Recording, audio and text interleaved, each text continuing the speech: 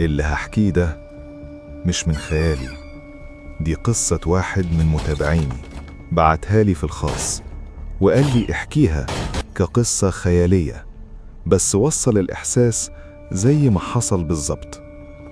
اسمه نور، وده صوته، ودي حكايته. تعالوا نسمع حكايته مع بعض. أنا اسمي نور، عندي 25 سنة، من إمبابة. طول عمري وأنا بحب العربيات، أي حاجة فيها حديد وصاج. كنت بصلح بيبان العربيات، أظبط أكرة البيبان، أصلح كوالين، أعمل مفاتيح، واشتغل في الصاج وأحس إن ليا قيمة. كل اللي كنت عايزه ورشة صغيرة، أي ورشة حتى لو بسيطة، المهم أشتغل بإيدي. في يوم شفت ورشة سمكري قديمة مقفولة بقالها سنين، الشبابيك متكسرة وعليها غبار، شكلها مهجورة من زمان. سألت الناس، قالوا لي صاحبها مات ومن ساعتها محدش فتحها. أجرتها عشان الإيجار رخيص وما صدقتش كلامهم. أول يوم الدنيا كانت تمام، اشتغلت وزباين جم وأنا مبسوط. بس من تاني يوم بدأت حاجات غريبة تحصل. العدة بتاعتي كانت بتتغير من مكانها، أقفل الدرج أرجع أفتحه ألاقي كل حاجة مترتبة بطريقة مش أنا اللي عاملها. قلت لنفسي يمكن أنا ناسي الترتيب، وكملت شغلي. في ليلة وأنا بقفل سمعت صوت دقة واحدة جاية من تحت الأرض. وقفت، سكت، مفيش حاجة تانية. قلت يمكن أنا تعبان ورحت. بعد كام يوم جه راجل بعربية قديمة، قال لي الباب مش راضي يفتح، ظبط لي الكالون. اشتغلت عليها 3 ساعات، فكيت الباب وظبطته، وقال إنه هيجي الصبح. قفلت باب الورشة ومشيت. تاني يوم رجعت، العربية مش موجودة ولا في أي أثر ليها.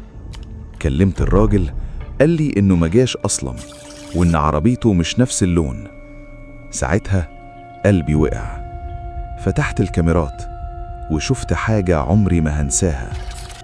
أنا واقف بشتغل بس مش لوحدي، في راجل واقف جنبي لابس حاجة غامقة، وشه مش باين، ساكت وبيبصلي. أنا فاكر إني كنت لوحدي بس هو كان موجود. قلت يمكن عطل، أنا مش مصدق حكايات الأشباح دي. بس الموضوع كمل. كل كام يوم نفس الوقت ألاقي نفسي بشتغل، وأصحى الصبح إيدي فيها زيت ومش فاكر إني اشتغلت. وفي الكاميرا ألاقيه واقف أقرب كل مرة، لحد ما في يوم حسيت بإيد على كتفي. لفيت، مفيش حد.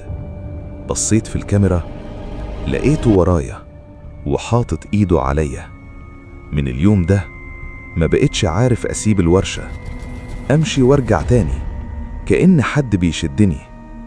في ليلة قررت أنام جوه الورشة. الساعة 2 بالليل سمعت صوت المطرقة، دق دق دق. فتحت عيني لقيت العدة بتتحرك لوحدها.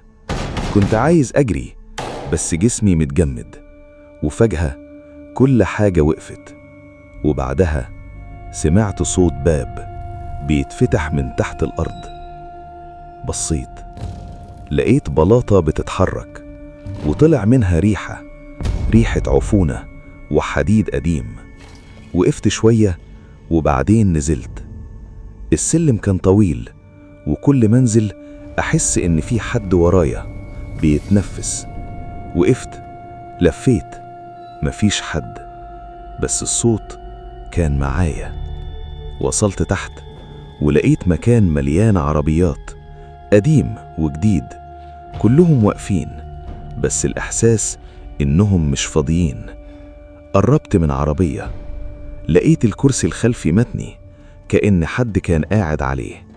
وفجأة سمعت صوت من ورايا. اتأخرت، لفيت وشفته واقف، بس مش طبيعي، جسمه زي البني آدم بس أطول شوية، ووشه مفيش ملامح، كأنه فاضي. قال لي: انت اشتغلت معانا من غير ما تعرف. رجعت لورا وخبطت في عربية وسمعت الخبط من جوه. بصيت في الإزاز وشفت نفسي بس من جوه قاعد في الكرسي وبخبط. رجعت أبص عليه، قرب وقال: الدور عليك. وفجأة كل العربيات خبطت في نفس اللحظة، دق دق دق. الصوت كان في كل مكان. جريت، طلعت السلم وحاسس إن في حاجة ورايا. طلعت فوق وقفلت الباب، بس قبل ما أقفله سمعت صوته: انت لسه ما خلصتش. جريت على بيتي وقررت إني مش هرجع تاني. بس المشكلة، صحيت تاني يوم لقيت إيدي فيها زيت، وسمعت دق جاية من ورا باب شقتي. وساعتها فهمت إن الموضوع مش في الورشة بس، في حاجات بتبدأ في مكان بس ما بتخلصش هناك. لو كنت مكاني وسمعت خبط جاي من جوه عربية، هتفتح ولا تمشي؟